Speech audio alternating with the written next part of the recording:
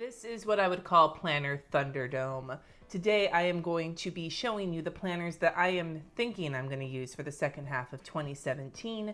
However, there's 7 fucking planners sitting next to me and I have no idea if they're going to be the ones that I'm using at the end of the year.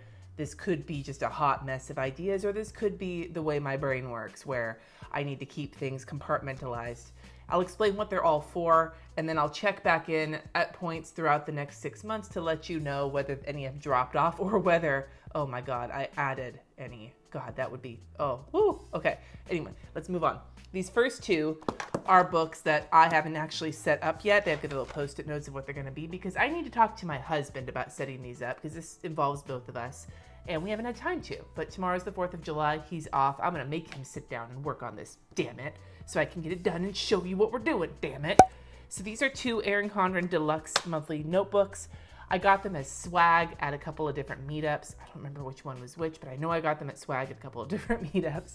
And I figure I need to put them to work because there's only 6 months left in 2017, so I might as well get some use out of them, right? This one is going to be the budget book, and I really admire Jen Plan's way she sets her budget book up, so this is what I'm gonna work on. My husband and I are homeowners now, and we have expenses that we need, more expenses that we need to plan for, and expenses that we have to plan for that we can't anticipate when they're going to happen because hashtag new roof question mark. So this book is going to be what we track our budget in for the next 6 months or so, and I'll show you. I'll do a walkthrough of both of these once we get them set up, you know, hiding any personal information, but I really like how it has the monthly calendar and then the sections and project areas. Like, it's not just calendar and note pages. There's some extra areas to work on your budget, and I think that this will be really handy for that. So that's going to be this guy. And then this guy is the soft cover bound monthly notebook, and I'm going to use this for the house. Again, we just bought a house. It's a fixer-upper, so it needs a lot of work, and we are kind of overwhelmed with the amount of projects that we have, whether they're bigger things like finishing the wainscoting in the kitchen or small things like making sure that all the light fixtures are changed out. Whatever, I don't even know if that counts as small. But so this will give us a calendar to show us kind of a timeline on things, and then just plenty of empty note pages to plan projects out on. So that's gonna be this guy. And the nice part about having these separate is gonna be that my husband will know where they are, and if he needs to use them for whatever reason, he doesn't have to go digging through all my planners to find them. He can just use these and, you know, not have to look through all of my other wacky stuff to figure out what the hell we're supposed to be doing. So, but we'll see. These in my Planner Thunderdome sit at the bottom of the list of chances to survive throughout the year because they may be things I can incorporate in other areas, which I'll show you right now. Giving bullet journaling a try again, and this time I'm starting off relatively simple rather than trying to do anything at once. I'm right now using this as a place of all of my to-do lists because normally each day I work in my planner and then I pull out a notepad and I make a to-do list out on it. And I'm sort of transferring this in here. I am going to walk through this and do some bullet journaling once a week to check in with you guys and see how I'm doing on my hot mess bullet journaling journey, question mark. But like you can see a little bit of kind of what I'm doing now. That's just a little bit, a preview, a taste if you want. This book is from the Wright Planner Company, It's their dot journal. And Rebecca Wright, who is the owner of the company, they fund their planners through Kickstarter, and it is fucking amazing, and I highly recommend you check it out. She gave me this at Go Wild to give a try, and I'm liking the paper so far. And I can talk more about that, the first bullet journal video I do with it later this week. So we'll see how this goes. The budget book and the home book may wind up getting incorporated into here, or I may not use it anymore. Who knows? These 3, the budget book, the home book, and the bullet journal are the 3 lowest on my list of what I think might survive to the end of the year. But I also think this bullet journal could be the dark horse contender in Planner Thunderdome and wipe out all the other planners. Whoops, just hit my light in my excitement.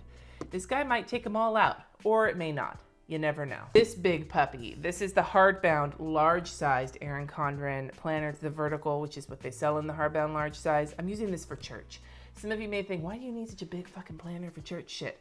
This year, I am president of the board of trustees at my church, which means there's a lot of moving parts that are going on that I need to be keeping my eye on. And I needed somewhere with a lot of space to be able to like make sure that everything was there so that I don't miss something and have something happen that, you know, it's a lot. And I I really appreciate the size of these notes pages. Like I've already been using them to take notes in different sections, and like it gives me a lot of room, and I don't necessarily use all the room in here, but it's helping me keep track of things. And I will walk through this entire planner next week so you can see how I'm using it to manage my church shit.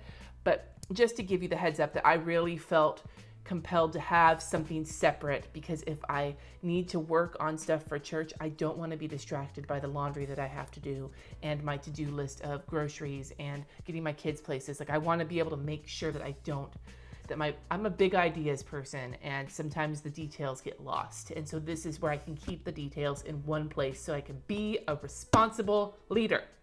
Damn it. Walked through this guy before. This is my deluxe monthly calendar that I'm using for a content calendar, and I will do another walkthrough of it soon where I will show you kind of how I'm utilizing it now. When I did my walkthrough in January or February, whenever it was I started using it, it was really pretty and fancy and color-coded and all the things. I'm not doing that anymore. This is much more utilitarian and kind of a hot mess where everything's just sort of like thrown at it. So this guy is not as fancy as it used to be, but it's a lot more useful to me than it is. So, but I'm continuing to use it, and I will show you where I'm at with this in a later video.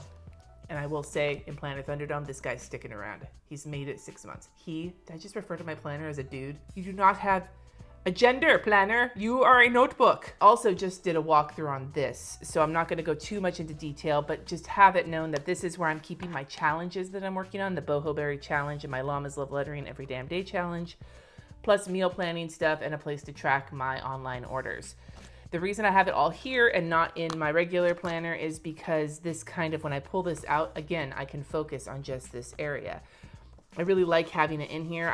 All of these things were sort of in separate little traveler's notebooks, so having it all in one spot is really handy thus far. We'll see how it lasts in terms of this setup. And then my final planner is this guy. This is the Rose Gold Erin Condren Colorful Hourly Planner.